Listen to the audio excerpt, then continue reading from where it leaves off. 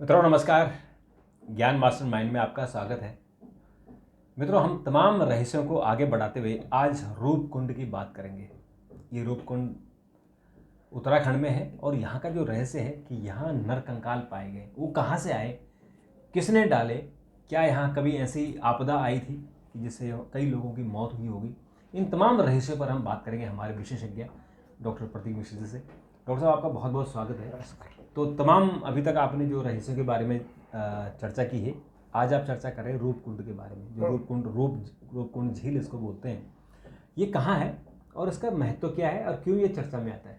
देखिए, उत्तराखंड के कुमायूं क्षेत्र में हिमालय पर्वत के बीच में समुद्र तल से 16,000 से थोड़ा अधिक की ऊंचाई पर 16,000 फीट ये झील है। और ये झील जो है वो 3 चोटियों के बीच में है। उन चोटियों का आकार त्रिशूल की तरह है, इसलिए उनको जो है त्रिशूल कहते हैं। त्रिशूल की चोटियाँ बोली जाती है। और त्रिशूल, हिमालय पर्वत की त्रिशूल की चोटियाँ जो है भारत में बहुत अधिकतम ऊंचाई वाली चोटियाँ मानी जाती हैं। त्रिशूल पर्वत कहते हैं। त्रिशूल पर्वत कहते हैं क्योंकि आकार उसका त्रिशूल का है, इसलिए तीन चोटियाँ हैं। 3 चोटियाँ उस चोटियों के बीच में ये झील स्थित है।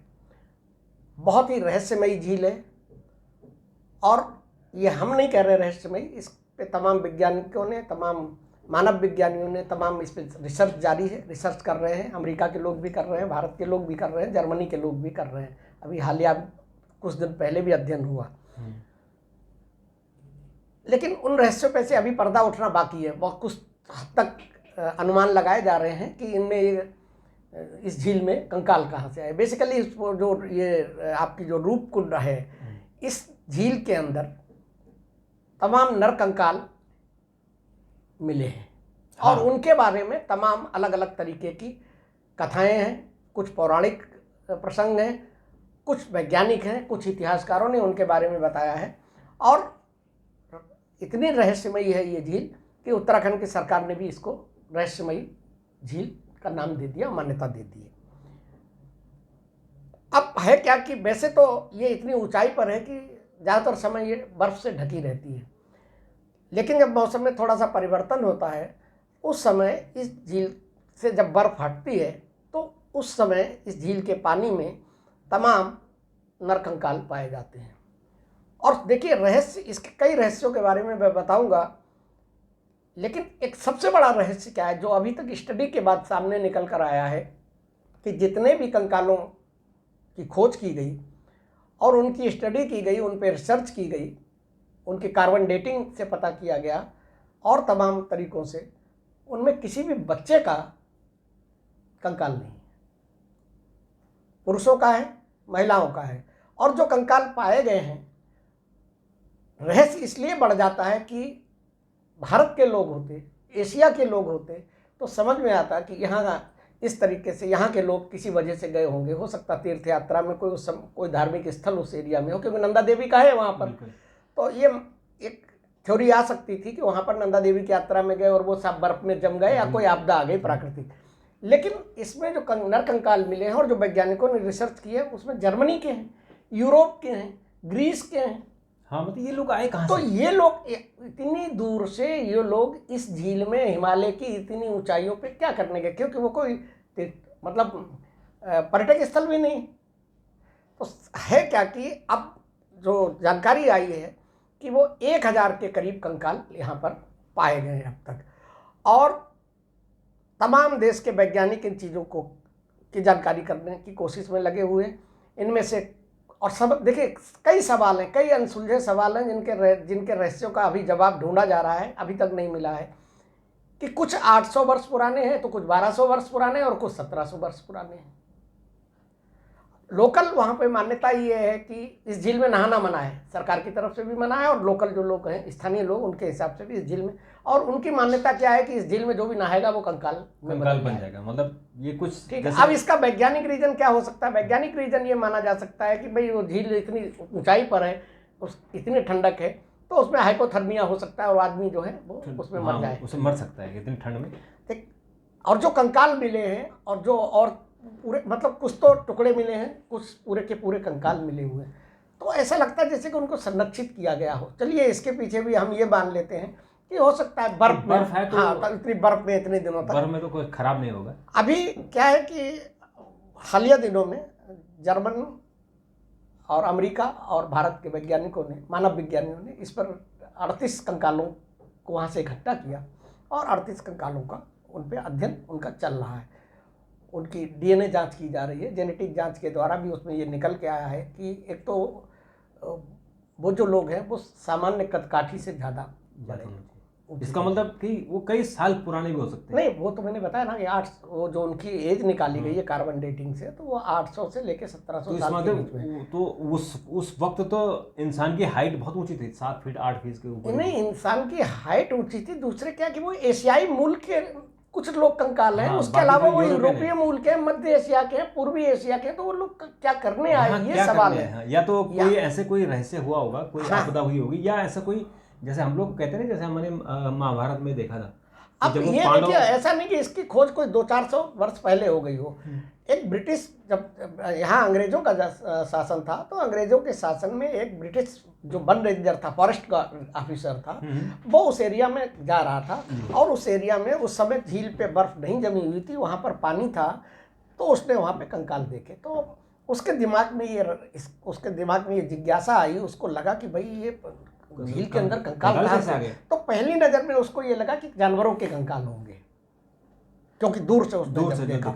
और जब उसने अपने लौट के आके अपने साथियों को बात बताई, और उस समय अंग्रेजों का शासन था, अंग्रेजों ने वहाँ पर वैज्ञानिक भेजे, पूरा उन कंकालों को निकाला गया, तब वहाँ पर समझ में आया कि ये तो जो है मानव कंकाल है, ये जानवरों के कंकाल नहीं। तो 1942 में उसने सुलझाने की कोशिश की। वहाँ पे कंकाल के साथ साथ जो है कुछ कपड़े भी मिले हैं, लकड़ी के सामान मिले हैं, कुछ आभूषण भी मिले हैं, कुछ बांसुरी जैसी चीज़, वाद्य यंत्र भी मिले हैं। लेकिन है क्या कि सबसे बड़ा रहस्य ये है कि ये कंकाल जो है वो एक समय के नहीं, अलग अलग समय के कंकाल हैं। मतलब कोई 100 साल पुराना, कोई 200 साल पुराना, कोई 400। इससे ये निष्कर्ष निकाला जा सकता है कि ये घटना, मतलब कई बार घटनाएं हुई।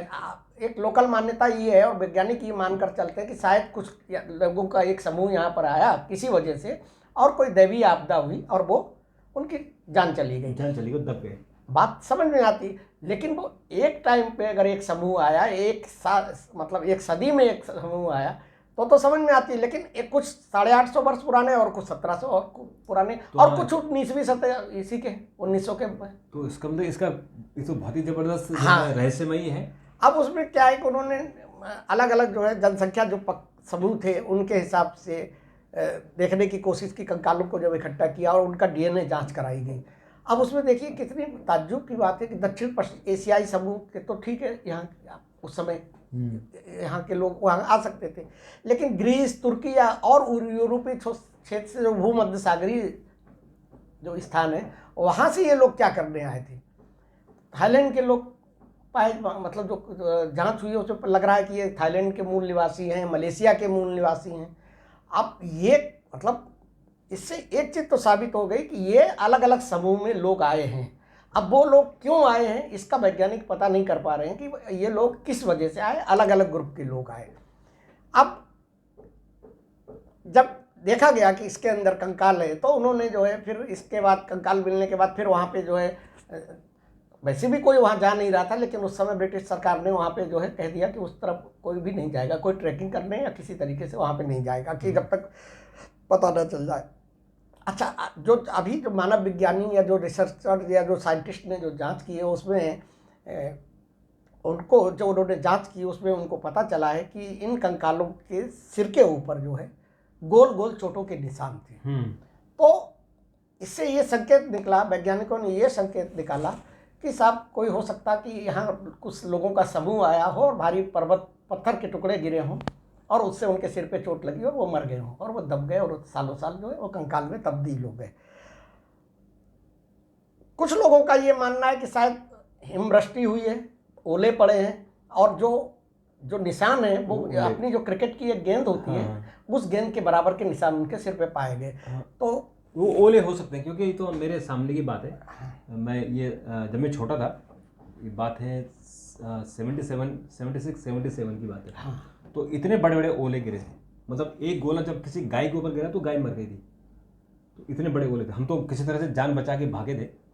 लेकिन जिसके ऊपर वो ओला गिरा था वो मर गया या उसको बहुत ही बुरी तरह से घायल हुआ था? आप देखिए, वैज्ञानिक लगातार रिसर्च कर रहे हैं, लेकिन जो सवाल, बहुत से ऐसे अनसुलझे सवाल हैं जिनके रहस्य अभी भी जानने की कोशिश कर रहे हैं कि भाई रूपकुंड में इतनी ऊंचाई पर यूरोप के लोग क्यों आए, किस वजह से आए। हाँ, तो क्योंकि उनके लिए अगर मान लो तीर्थाटन करने भी आएंगे तो हमारे एशिया के लोग आएंगे, यूरोप के लोगों से क्या लेना देना। यूरोप में वहाँ कोई तीर्थाटन नहीं है। अब वैज्ञानिक अनुमान लगा रहे हैं कि हो सकता है कोई तीर्थ यात्रा रही हो। अच्छा, दूसरी बात क्या है कि वो कोई ट्रेड रूट भी नहीं है, व्यापार का रूट नहीं है ये। उस पर ये ट्रैकिंग वाले आए हो, लेकिन इतने सारे कहाँ से आ गए?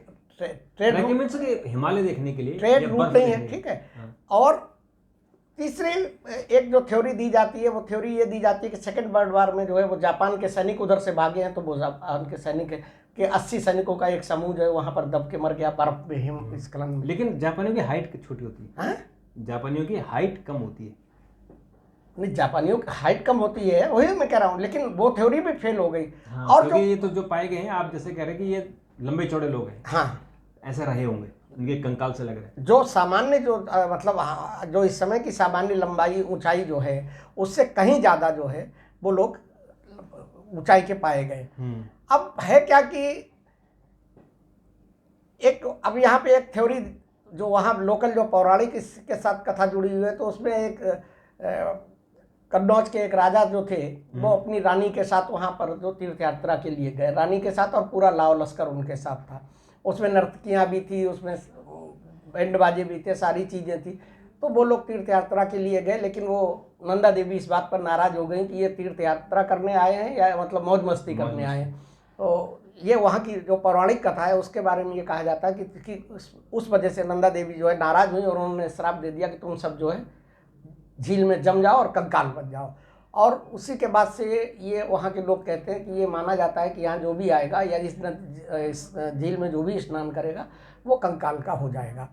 आप डर की वजह से लोग जाते भी नहीं हैं वहाँ पे, लेकिन उसके भी कोई पुख्ता प्रमाण नहीं है। हाँ, ऐतिहासिक दस्तावेज है कि जिस राजा के बारे में बताया गया उस समय वो कन्नौज के राजा हुआ करते थे, और उन्होंने जो है नंदा देवी का श्राप से उसको जोड़ के दिया कि नंदा देवी, चूंकि वो तीर्थ स्थल नंदा देवी वहाँ पर पड़ता भी है।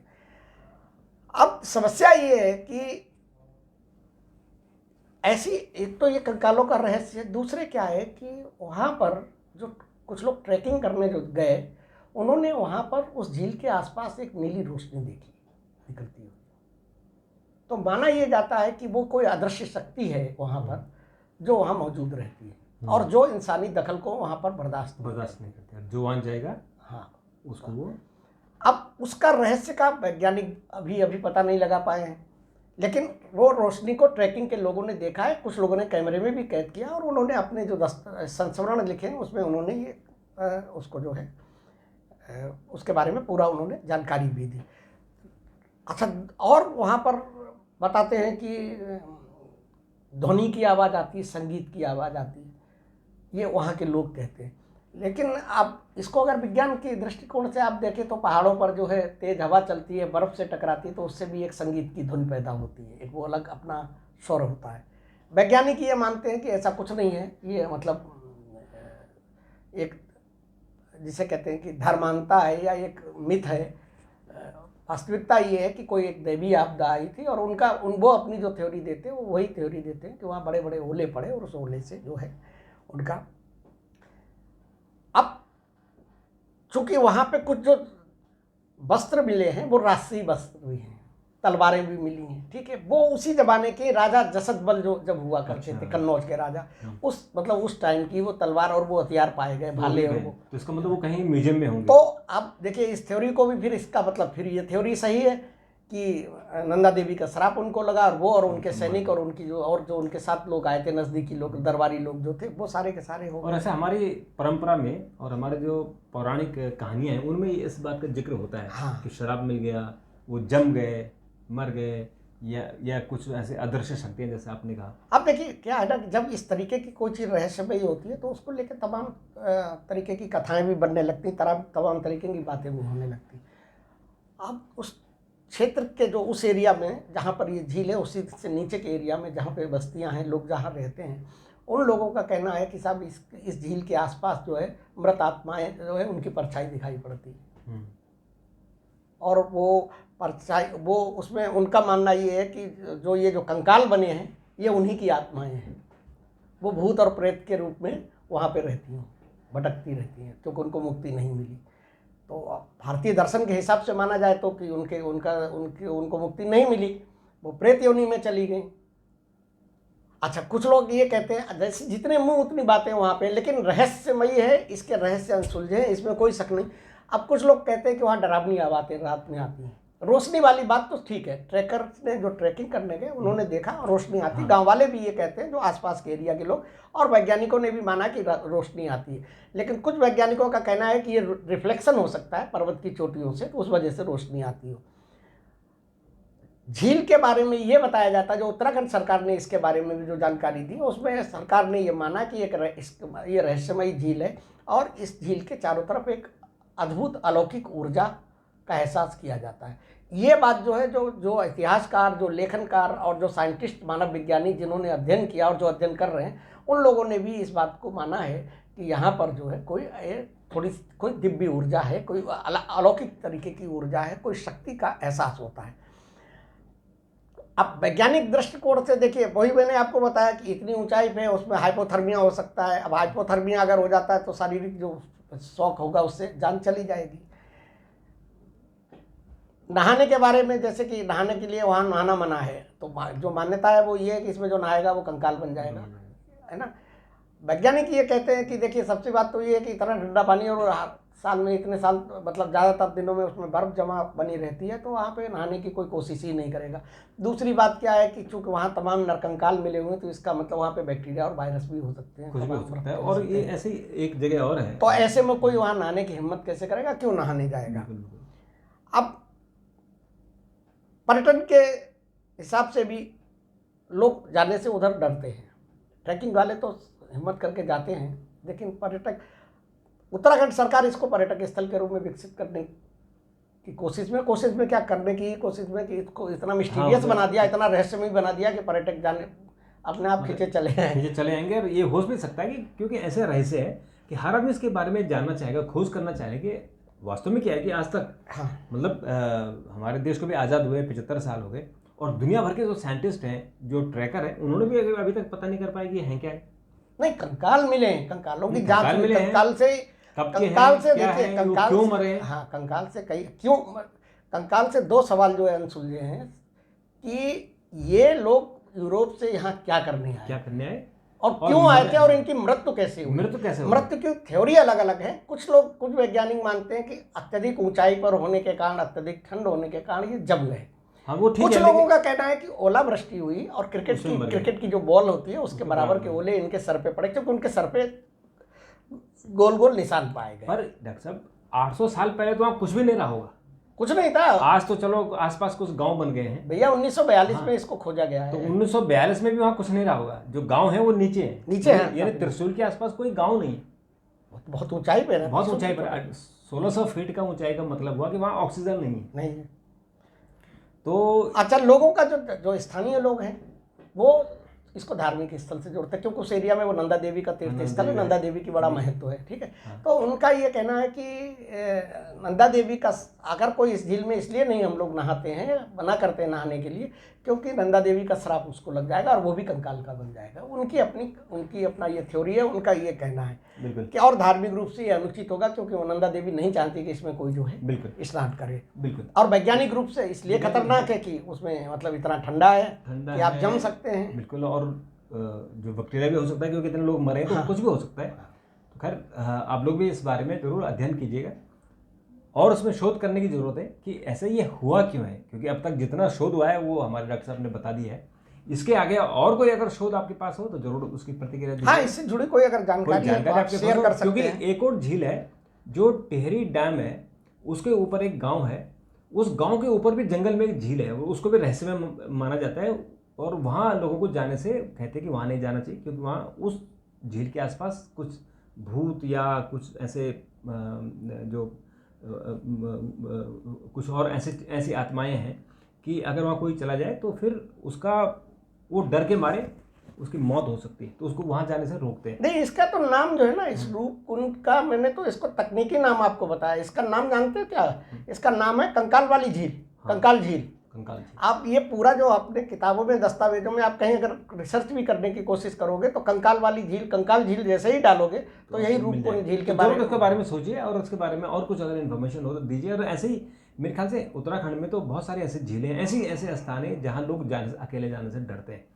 डॉक्टर साहब, आपने बहुत शोध करके ऐसी जानकारी दी, आपका बहुत बहुत धन्यवाद। नमस्कार। और मित्रों, आपका भी बहुत बहुत धन्यवाद। चैनल को सब्सक्राइब कीजिए, आगे बढ़ाइए, और ये जो आपने ब्रेक दे रखा है इसको थोड़ा सा और आगे कीजिएगा। चैनल को सब्सक्राइब कीजिएगा और नए हमारे जो युवा हैं उनको ज़रूर भेजिएगा। एक और वीडियो के साथ कल फिर आपके सामने उपस्थित होंगे। तब तक के लिए नमस्कार।